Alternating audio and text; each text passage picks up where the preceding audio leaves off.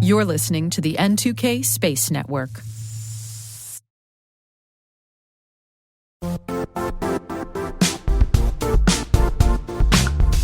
The IT world used to be simpler. You only had to secure and manage environments that you controlled. Then came new technologies and new ways to work. Now, employees, apps, and networks are everywhere. This means poor visibility, security gaps, and added risk. That's why Cloudflare created the first-ever connectivity cloud. Visit cloudflare.com to protect your business everywhere you do business.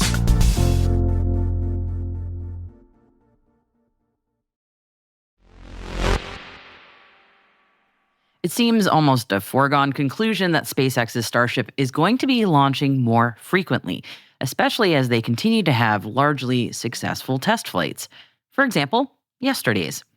Not that the U.S. government operates on vibes, but the FAA's recent guidance on the environmental impact of increased Starship launches just about comes out and says, yeah, there were 6 this year, but next year, we're expecting 25. Buckle up, Boca Chica.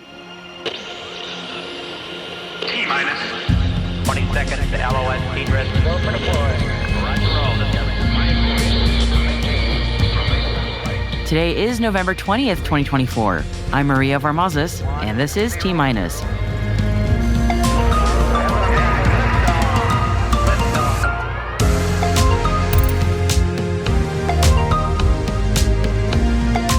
Starship's 6th success, sorta. NASA moves ahead with SpaceX and Blue Origin lunar lander missions. Airbus CEO urges the European space industry to rally. And today's guest is Aniello Violetti, space attaché for the Italian embassy, who spoke with me at last week's Beyond Earth Symposium about Italy's big year in space and the growing Italian space industry. That's the second half of the show. Stay tuned.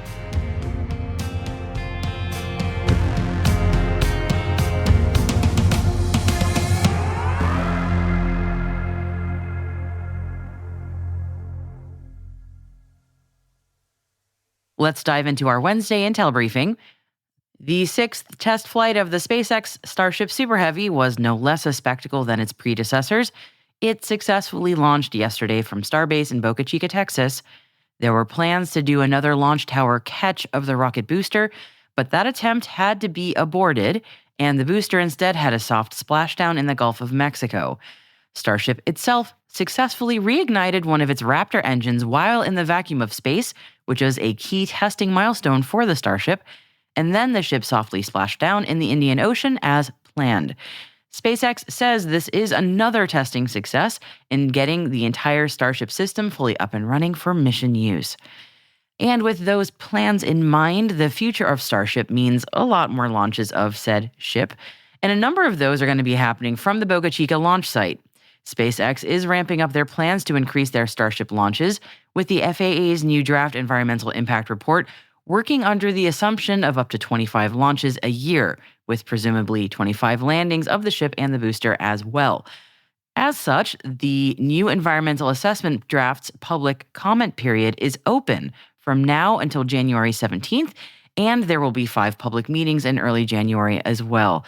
We've got a link to the environmental assessment draft in our show notes for you with more details. NASA is advancing plans for sustained lunar exploration by assigning new cargo lander missions to SpaceX and Blue Origin under their existing contracts. These missions will deliver critical infrastructure to the moon, and the plan is for SpaceX's Starship to land a pressurized rover in the early 2030s, followed by a Blue Origin lander, which will be delivering a lunar habitat shortly after. This move, says NASA, ensures flexibility and a steady pace of moon landings and aligns with NASA's Artemis campaign goals to expand lunar exploration and prepare for Mars. Initial proposals for these demonstration missions are expected in early 2025, solidifying NASA's collaborative efforts with industry and international partners. It's been busy in European space this week with Space Tech Expo Europe underway.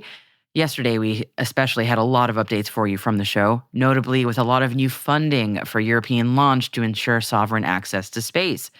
And today, Reuters reports that European aerospace leaders are urging European governments to boost support for defense and space industries, citing growing competition from U.S. and Chinese giants.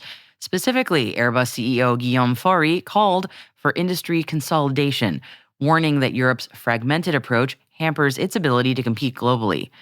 Underlying Faury's comments and much of the action in European space are concerns over U.S. trade policy and NATO defense spending under a second Trump administration. Industry leaders argue that stronger collaboration and scaled investment are vital for Europe to maintain strategic and economic autonomy in both space and defense. Speaking of Space Tech Expo Europe in Bremen, Germany, this next story is fresh off the expo floor and is an exclusive from Space News.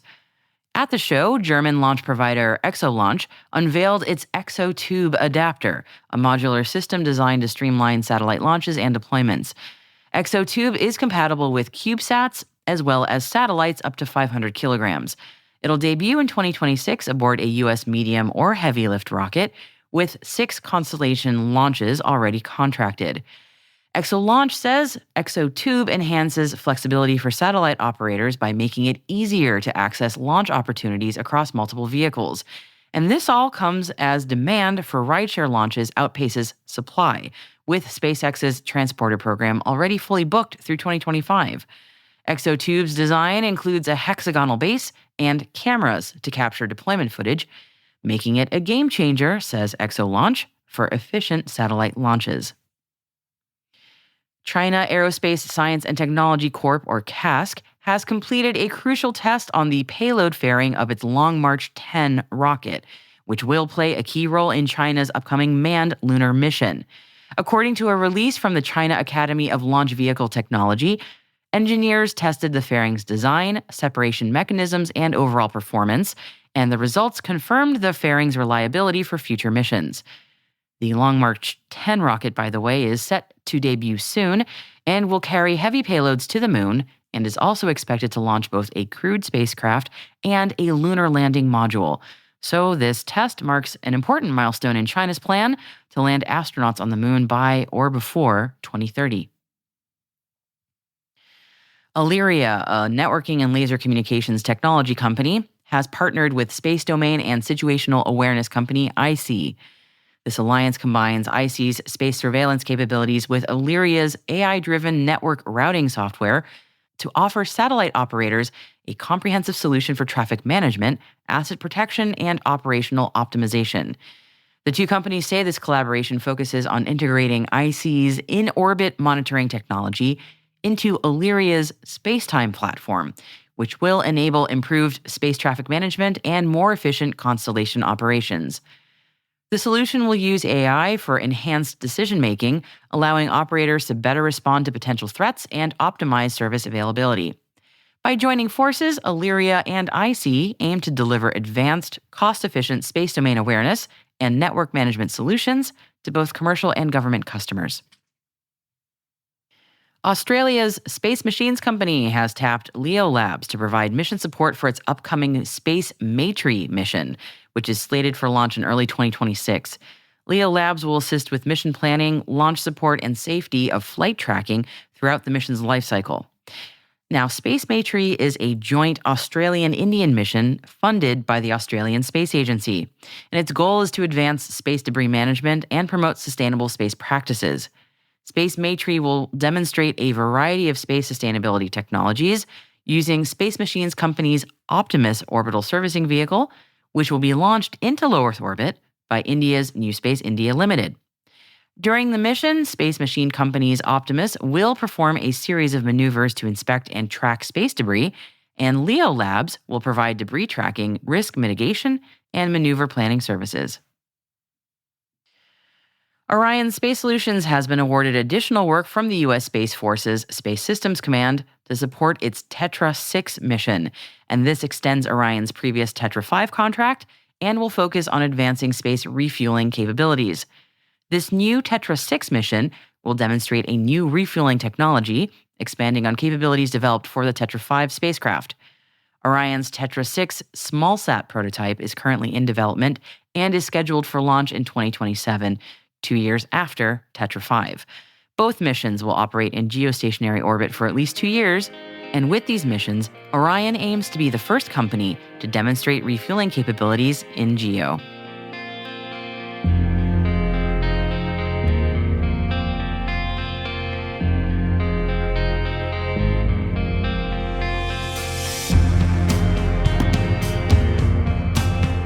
And that is it for our Intel briefing for this Wednesday. As always, further reading in the show notes for your edification and delight, or over at space.n2k.com. Hey T- crew, if you find this podcast useful, please do us a favor and share a 5-star rating and a short review in your favorite podcast app. That'll help other space professionals like you to find the show and join the T- crew.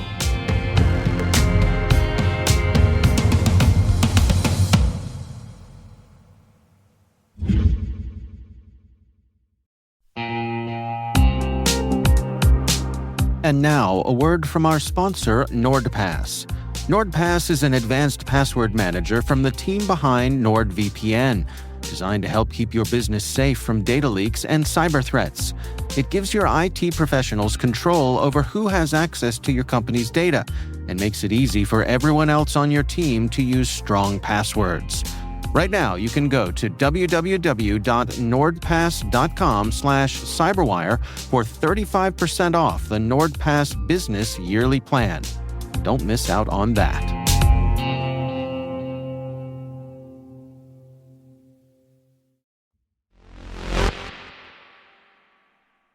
Our guest interview today is with Aniello Violetti, space attaché for the Italian embassy, and I caught up with him at the Beyond Earth Symposium.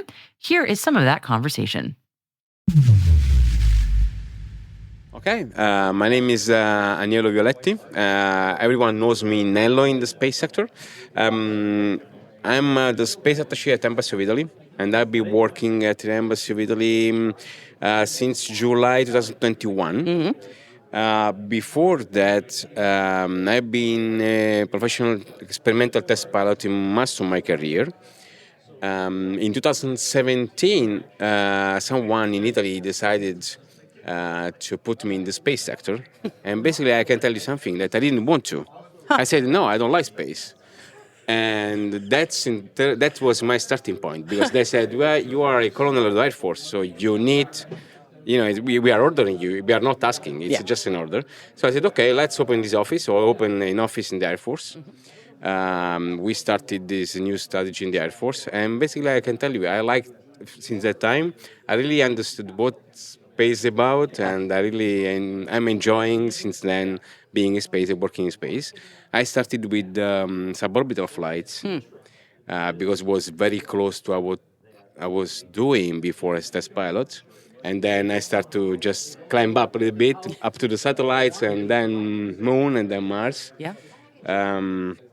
Then in 2019, I was picked up by the government. So I worked for the Prime Minister in the office of the Military Council as a Counselor for Space. Mm-hmm, at the government, and I was pushing for Artemis Accords. I was really the one that I really thought that going to the moon was the next step for humanity. So we created this. Actually, we were like in the first signatory of the first group of nations that signed the Artemis Accords. Yes.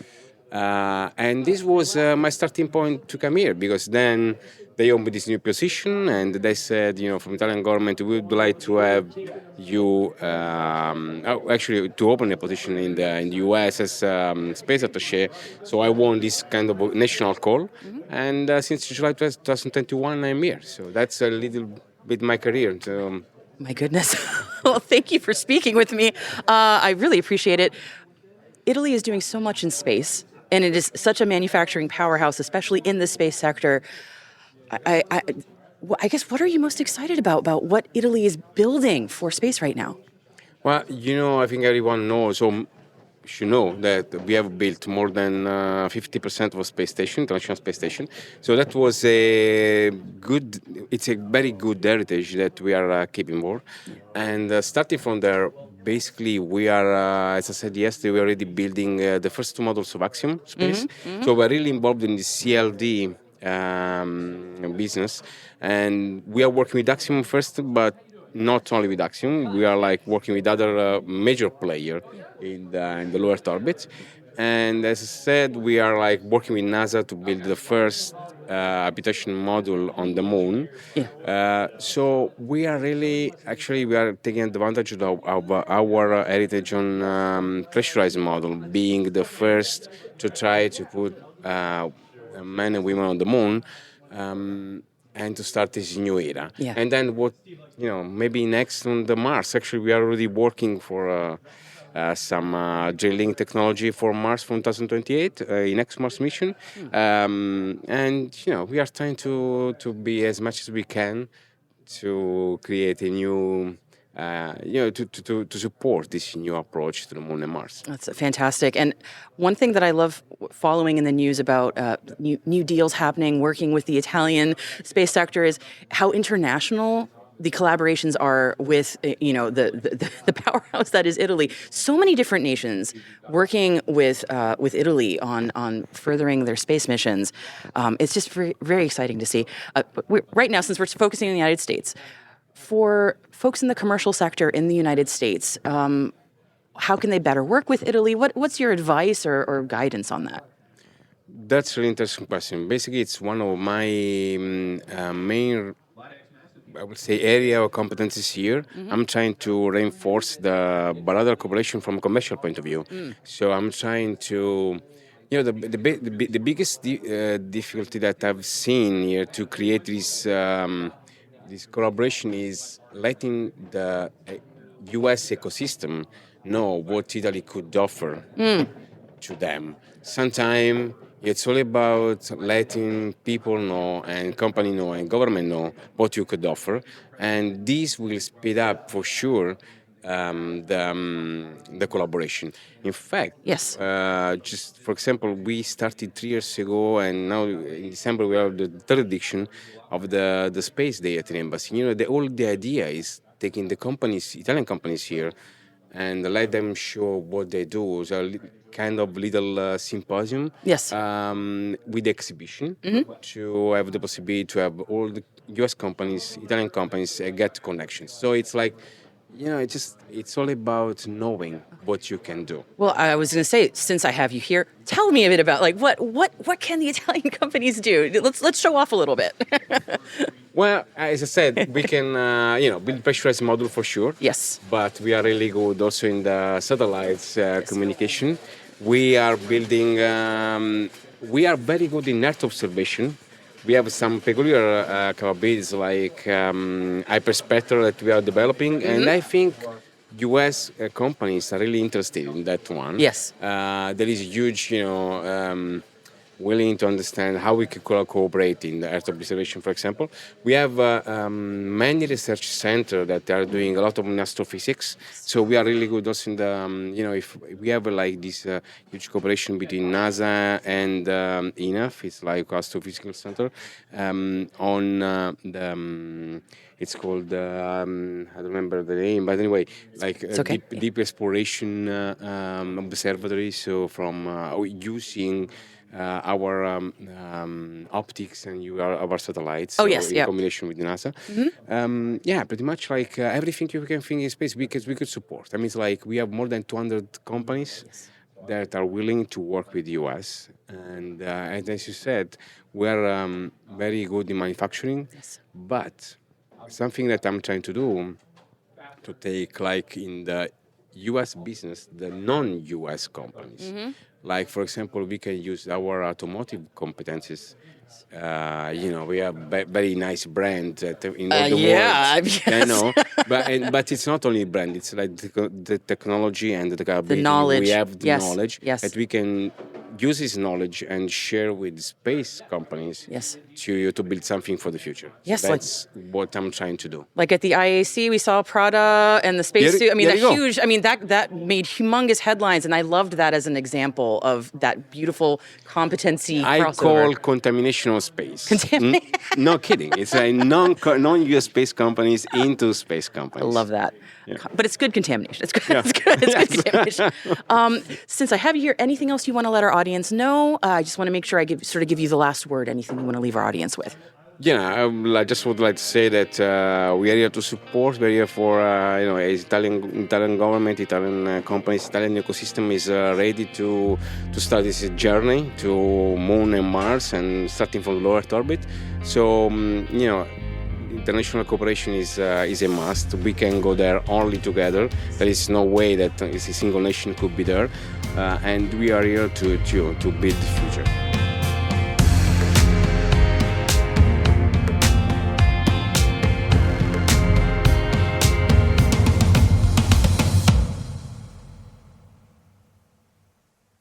We'll be right back.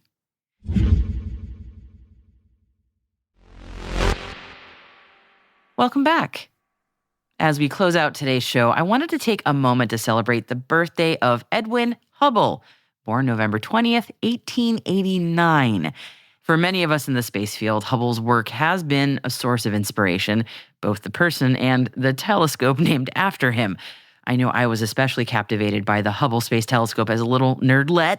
All the stunning images that it captured of distant galaxies and nebulae, like, the pillars of creation. It sparked my curiosity about the universe and helped set me on the path to where I am today. Now, going back to the man himself, Hubble's discoveries, particularly his observation that the universe is expanding, changed the course of astronomy. His work laid the groundwork for the Big Bang Theory and reshaped our understanding of the cosmos. No big deal. And while we've seen even more breathtaking images and made incredible advances since the Hubble Space Telescope's launch in 1990, and certainly since Webb's launch just a few years ago, Hubble's legacy remains foundational. And of course, the Hubble Space Telescope itself is still very much operational. Its groundbreaking work is a fitting tribute to the man whose contributions continue to expand our horizons, even as we look beyond Hubble to the future of space exploration. Nonetheless, happy birthday, Edwin Hubble.